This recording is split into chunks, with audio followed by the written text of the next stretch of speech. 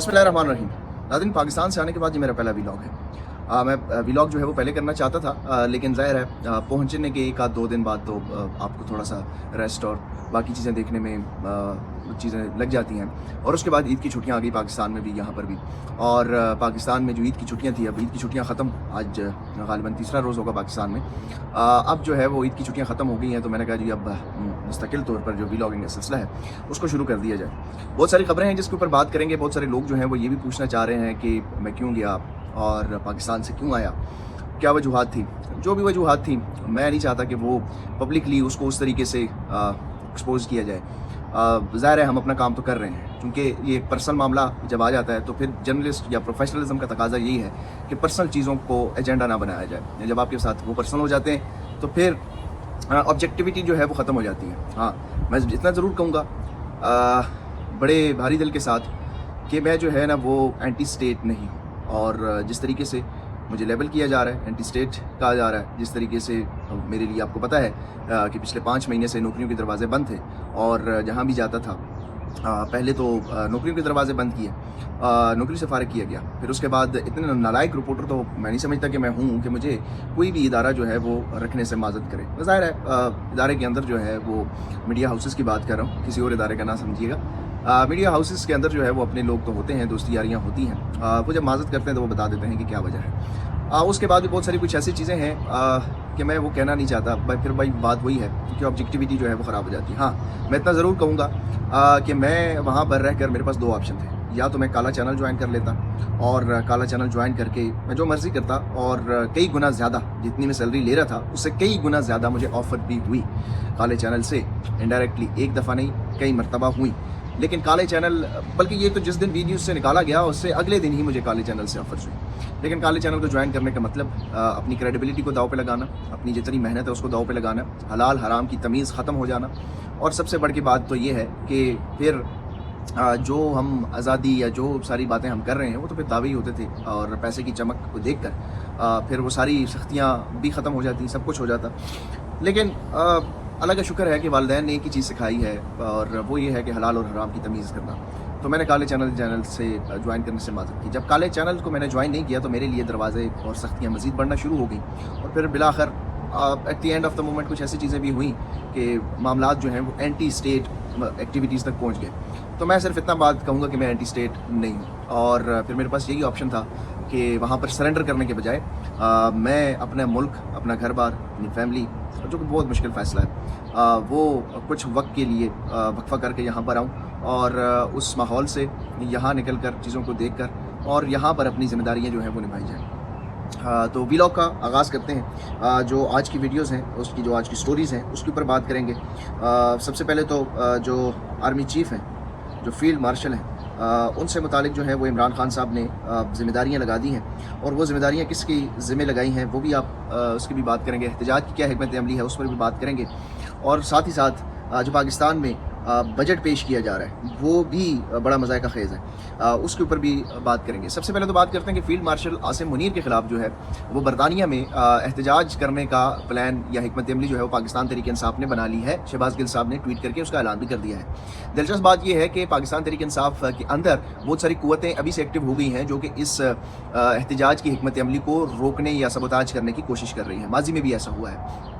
अब ये प्रोटेस्ट कब होगा, अभी तक तो दौरे को जो है वो सामने नहीं आया, और इतलात यही है कि दौरे को खुफिया रखा जा रहा है। लेकिन ज़ाहिर है इंटरनेशनल दौरा है, खुफिया तो नहीं रखा जा सकता, कब तक खुफिया रहेगा। पहले ये इतलात सामने आई थी कि 12 से 14 जून के दरमियान जो है ये दौरा किया जाएगा फील्ड मार्शल आसिम मुनीर साहब का, अमेरिका का।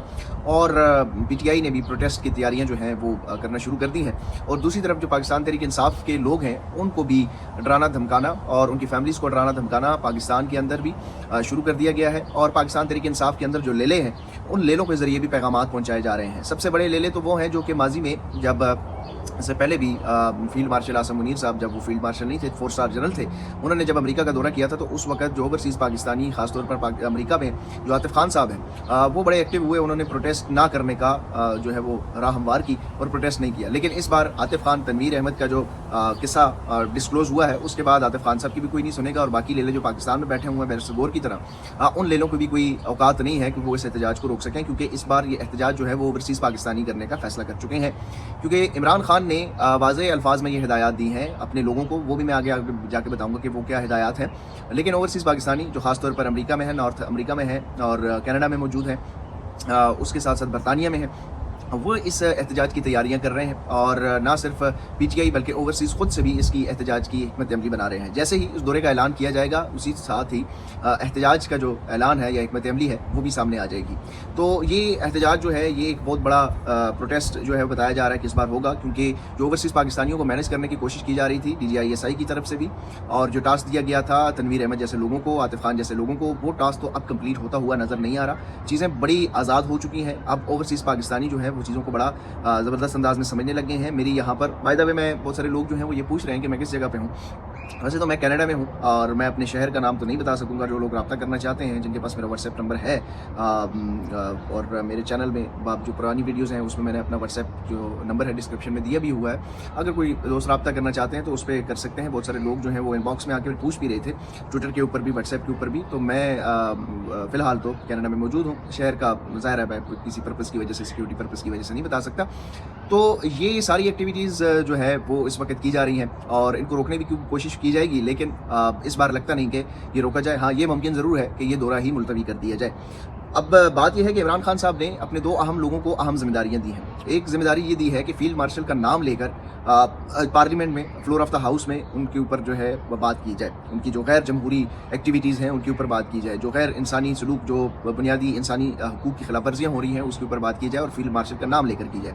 عمران خان صاحب نے زرتاج گل اور شبلی فراز صاحب کو یہ ہدایات دی ہیں کہ وہ فلور آف دا ہاؤس میں فیلڈ مارشل کا نام لے کر ان کی جو غیر جمہوری ایکٹیویٹیز ہیں اس کے اوپر تنقید کریں، اور ان کا نام لے کر ساری چیز کو سامنے لے کے آئیں، اور اگر وہ بلیک آؤٹ ہوتی ہیں تو پھر پارلیمنٹ کے اندر بھی احتجاج کیا جائے، پارلیمنٹ کے باہر بھی احتجاج کیا جائے کہ چیزوں کو پارلیمانی کارروائی کو بلیک آؤٹ کیا جا رہا ہے، کیونکہ عمران خان نے اب چیزیں جو ہے وہ سلو موڈ کے بجائے جارحانہ حکمت عملی اپنانے کا فیصلہ کر لیا ہے۔ اب دیکھتے ہیں کہ شبلی فراز صاحب اور زرتاج گل صاحبہ اس ڈائریکشن کے اوپر، عمران خان صاحب کی جانب سے دی گئی ہدایات کے اوپر کس حد تک عمل کرتی ہیں، اور کیسے وہ اپنا پلان جو ہے وہ منظر عام پر لے کے آتی ہیں۔ اس کے ساتھ ساتھ شبلی فراز صاحب کو یہ بھی ہدایات جاری کی گئی ہیں کہ وہ جو پاکستان تحریک انصاف کے pattern in chief Imran Khan صاحب جو احتجاج کرنا چاہتے ہیں، جو وہ سمجھتے ہیں کہ اس وقت ایک فائنل کال دینے کی ضرورت ہے، وہ احتجاج کس نوعیت کا ہوگا، کس طرح ہوگا، کہاں پر ہوگا، کیا صرف ایک شہر میں ہوگا، مختلف شہروں میں ہوگا، کب اس کا اعلان کیا جائے گا، کس طریقے سے اس کی جو ہے وہ کوارڈینیشن ہوگی، کس طریقے سے اپنی تنظیموں کو ایکٹیو کیا جائے گا، اس سب کی ذمہ داری جو ہے وہ شبلی فراز صاحب کو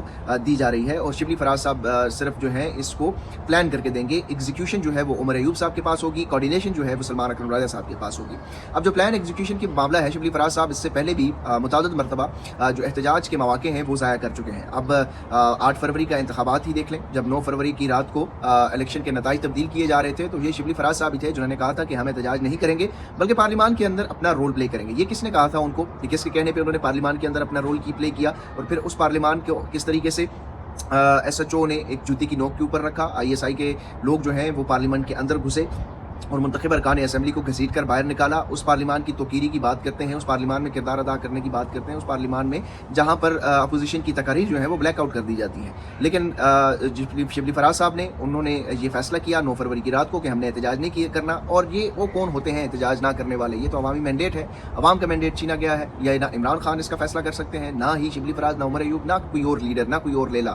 یہ فیصلہ تو عوام نے کرنا ہے کہ وہ اپنا مینڈیٹ واپس حاصل کرنے کے لیے کتنی تگ و دو کر رہی ہے۔ لیکن اب عوام کے پاس ہے، اور عمران خان کی توقع جو ہے وہ ان لیلوں سے نہیں ہے، وہ عوام کی طرف دیکھ رہی ہیں۔ ان لیلوں نے صرف پلان دینا ہے، ایگزیکیوٹ جو ہے وہ عوام نہیں کرنا ہے۔ تو یہ اب عمران خان صاحب نے ان کو ذمہ داریاں ایک بار پھر دے دی ہیں۔ دیکھتے ہیں کہ اس بار یہ احتجاج کے مواقع ضائع کر کے پھر بیک ڈور رابطوں کی طرف جو ہے وہ دیکھیں گے، پھر دوبارہ سے عمران خان کی پیٹھ میں چھرا گھونپیں گے، پھر دوبارہ سے جو ہے وہ لیلوں کا کردار ادا کریں گے، یا اس بار وہ سنسیریٹی کے ساتھ جس طریقے سے عمران خان صاحب احتجاج کرنا چاہتے ہیں اس طریقے سے احتجاج کی حکمت عملی بنائیں گے۔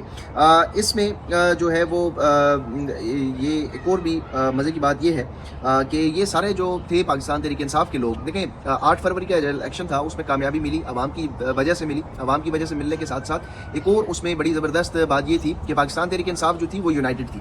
لیکن جب سے الیکشن ہوا ہے اور الیکشن کے بعد MNAs MPs بن گئے ہیں، عہدے مل گئے ہیں، اپوزیشن لیڈر بن گئے ہیں، کمیٹیاں بن گئی ہیں، کمیٹیوں کی سربراہی مل گئی ہیں، گاڑیوں کے اوپر جھنڈے لگ گئے ہیں، بیرون ملک دورے لگ رہے ہیں، کچھ کو وزارتیں مل گئی ہیں خیبر پختونخوا میں، اس کے بعد پارٹی کے اندر اپنی جو سیاسی رشاکشی ہے وہ شروع ہو چکی ہے. اس کی وجہ یہ بھی ہے کہ جب انسان کو کچھ ملتا ہے تو وہ پھر تھوڑا سا کمفرٹیبل پوزیشن میں اپنے کمفرٹ زون کے اندر جانے کی خواہش کرتا ہے. دوسری وجہ یہ بھی ہے کہ کچھ لوگوں نے ایفیڈیوٹ دیے تھے کہ جب ہم جیت کرائیں گے تو پھر اپنے آپ کے لیے سرو کریں گے. تو وہ اس وقت سروس جاری ہے, بڑے دھڑلے سے جاری ہے, اور اس وقت جو ہے وہ پارٹی کے اندر بدترین ٹوٹ پھوٹ کا شکار ہے, نہ صرف پاکستان کے اندر بلکہ بیرون ملک میں بھی, کینیڈا میں بھی, امریکہ میں بھی, برطانیہ میں بھی, اوورسیز پاکستانیوں کے اندر بھی پھوٹ ڈالنے کی کوشش کی جا رہی ہے. تنویر احمد جیسے کردار جو ہیں وہ بھی ایکٹیو ہے, عاطف خان جیسے کردار جو ہیں وہ بھی ایکٹیو ہیں, جو مسلم نقوی کے دوست ہیں, جو عاصم منیر کے ساتھ اپنے اچھے تعلقات نبھانا چاہتے ہیں اور اپنی بزنس کو فلرش کرنا چاہتے ہیں. تو وہ اس طریقے سے جو ہے وہ ڈینٹ پہنچا رہے ہیں. لیکن یہ پہلے جب الیکشن نہیں ہوئے تھے تو اس میں ہم نے دیکھا تھا کہ پوری پارٹی ایک جان تھی, ایک مٹھی تھی, وہ ڈیوائیڈڈ نہیں تھی. لیکن اب چونکہ وہ اپنے اپنے عہدوں پر پہنچ چکے ہیں, منزل مقصود پر پہنچ چکے ہیں, ظاہر ہے یہ لوگ زیادہ سے زیادہ وزیر مزید بن سکتے تھے, تو ان کو اس وقت تو یہ پروٹیکشن چاہیے کہ ہمارے گھر پہ چھاپے نہ پڑیں. تو اللہ خیر صلی.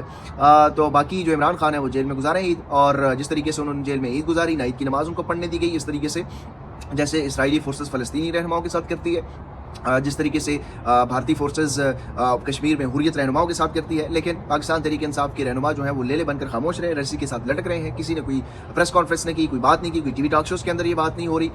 ساری چیزوں کو نارمل لیا جا رہا ہے, باربیکیو کے تکے کھائے جا رہے ہیں اور عیدیں منائی جا رہی ہیں.